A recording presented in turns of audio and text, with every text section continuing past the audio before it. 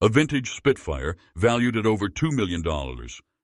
Can a team dismantle this World War II icon and ensure that it survives a transatlantic voyage from Britain to America without damage?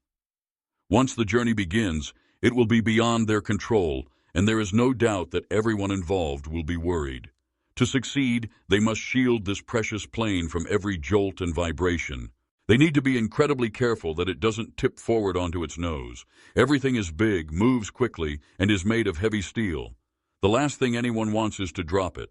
After this entire journey, one spectacular Spitfire and one dedicated team share a mission: to move it safely across thousands of miles.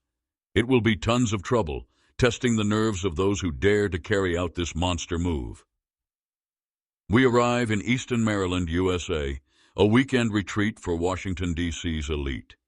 Tom Blair comes here to soak up the views of the Chesapeake Bay from the cockpit of his vintage fighter plane. Tom made his fortune by founding several successful healthcare businesses. For a number of reasons, Tom says, I became fairly lucky in business. In my 50s, I went from not being able to afford meat to being able to afford buying the meat store. Suddenly, I had some disposable income.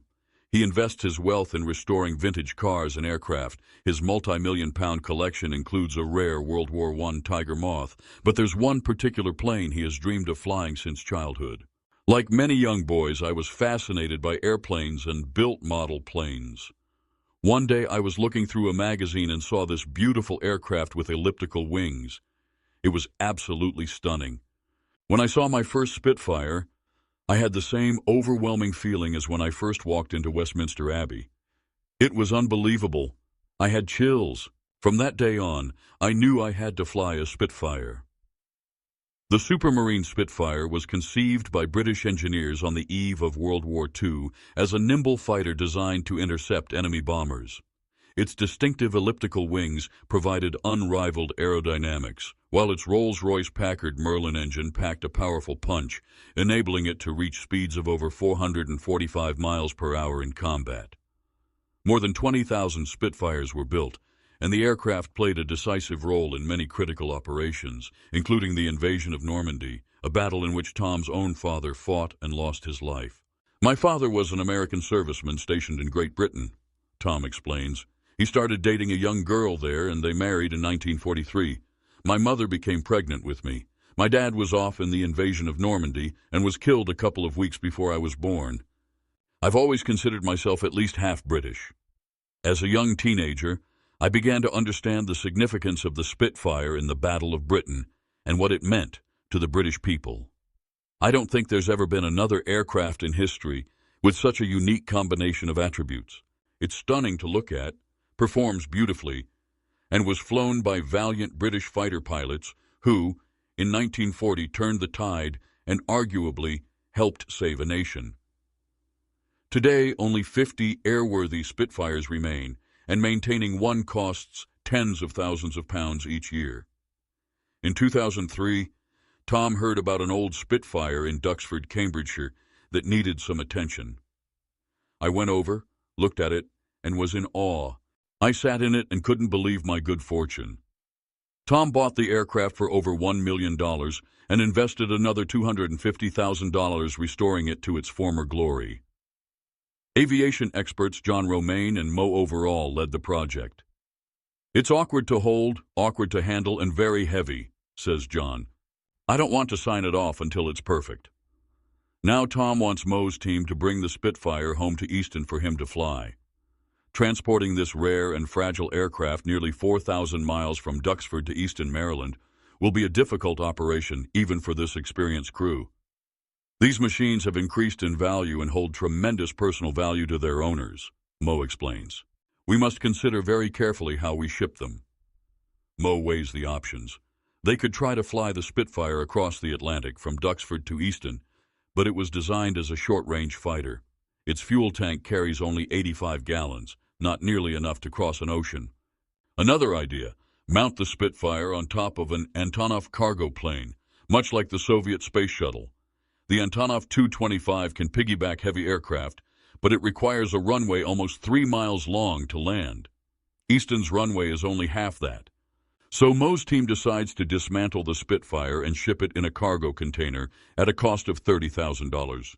Their main concern is whether the Spitfire will still be airworthy once it arrives. Every container will be banged or knocked at some point during shipping. Road transport, cranes, ships, John says. The worst case is the container rolls over, causing serious damage. They will begin dismantling the Spitfire tomorrow. If anything goes wrong, today's pre-move test flight could be its last. In Duxford, Mo's team prepares to dismantle the Spitfire. Spare parts are hard to find, so any damage or loss could mean the plane never flies again. The first task is removing all the main panels. We label the screws, so we know exactly where each goes. Every component we take off is checked, cleaned, and wrapped up. We don't want any nasty surprises on the other side. With its interior exposed, they begin taking the Spitfire apart. Its unusual design makes the job tricky. The wings carry the landing gear, so once removed, the fuselage will have no support and could topple forward onto its nose. To prevent this, they'll remove the heavy propeller first and build support towers under the fuselage, nose, tail, and wingtips. With the aircraft balanced, they'll use cranes to lift off the wings. Removing the propeller is delicate. The slightest dent could affect the plane's performance. They cushion it to prevent damage. Next, they carefully unbolt the wings using a gantry crane and padded beams. Each bolt is a tight fit because any play in the bolt holes could cause catastrophic damage over time. It's always a bit nerve-wracking when the wings come off, Mo admits.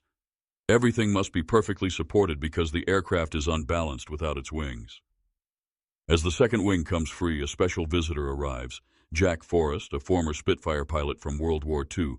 He still marvels at the complexity and craftsmanship of these aircraft. From a builder's point of view, Spitfires were extremely complicated, Jack says. The wings were made from a multitude of parts, highly skilled work. With the wings removed, the team lowers the fuselage close to the ground for stability. Someone crawls inside to unscrew the tail. The shipping container has an 80 cubic meter capacity, but John insists everything must fit perfectly and be securely cushioned. They will load all 5 main parts of the aircraft, fuselage, wings, tail, and propeller, into one container. A specially constructed steel A-frame will lock the fuselage and wings in place, while a wooden cradle will hold the tail. A tripod will secure the propeller, the most expensive component. It's like a giant jigsaw puzzle, all designed to protect the Spitfire in transit. With the fuselage locked in the frame, they attach the wings to its sides. Loading one wing is easy, but the second is tricky due to space constraints. They lift the entire frame over the container's threshold. Any scrape against the container's steel walls could irreparably damage the wing's aerodynamics. Finally, they wedge the frame inside, secure everything, and close up.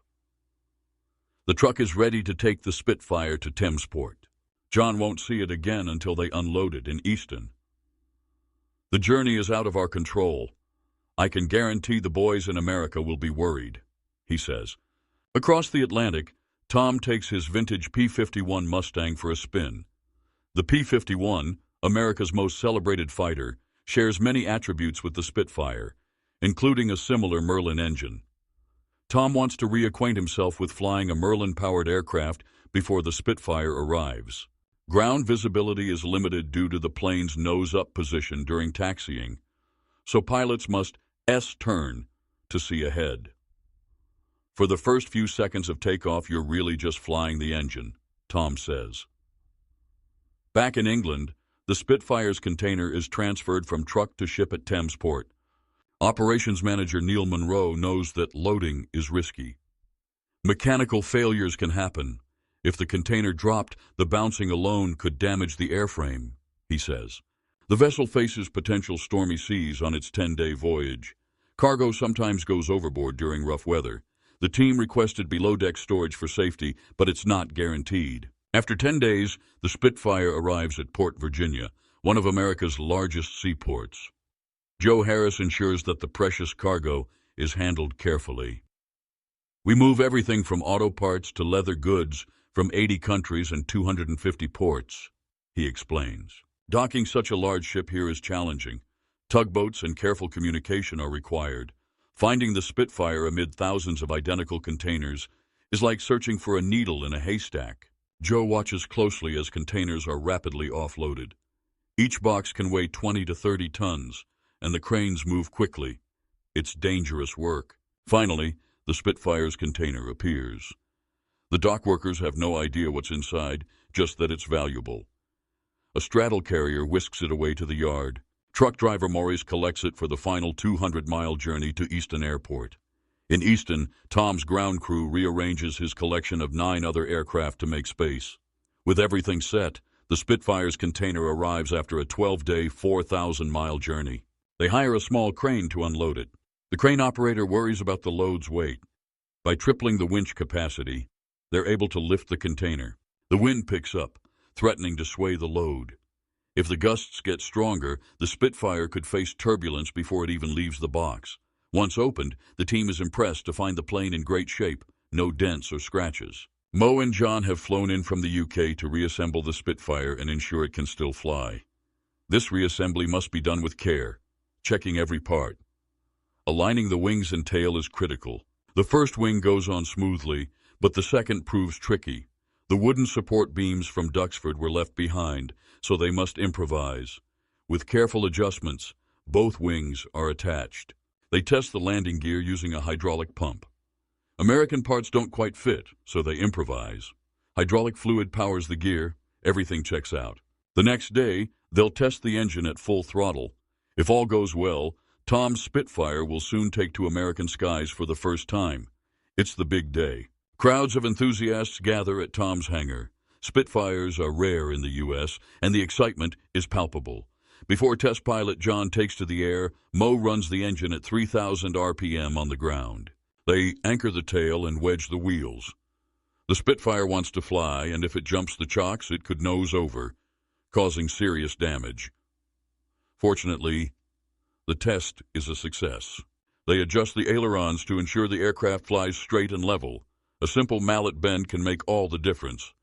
After 3.5 years of painstaking restoration and a complex transatlantic move, Tom and his wife Alice arrived from Washington, D.C.